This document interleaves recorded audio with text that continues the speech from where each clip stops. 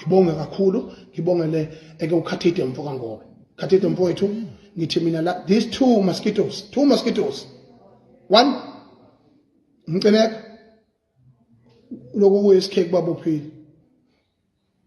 kuthiwa okay baba bophile laba ku2 baboshiwe laba lezi phuphu embili 2 siphuphu ziboshiwe lezi phuphu ethu 2 ziboshiwe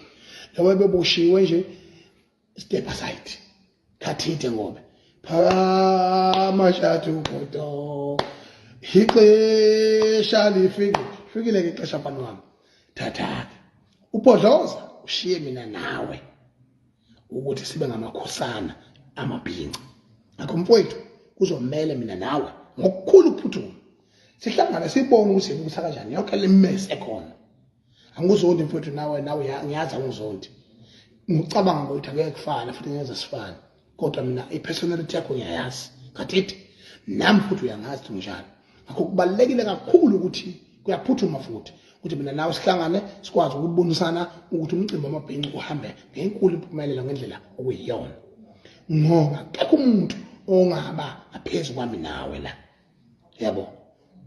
so ibalekile ke lento sikwazi ukuthi siyilungise phinde ngikubongele khathide mfoka ngoba ukuthi ufike emkhosini wasemdletsheni ucungamelisha mfowethu niyodlala naye ibhola hawu uqhamuka inkosi yasemdletsheni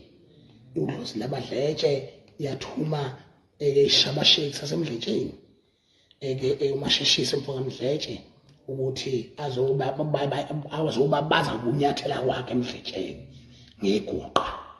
ngiyakubonga lamntanga baba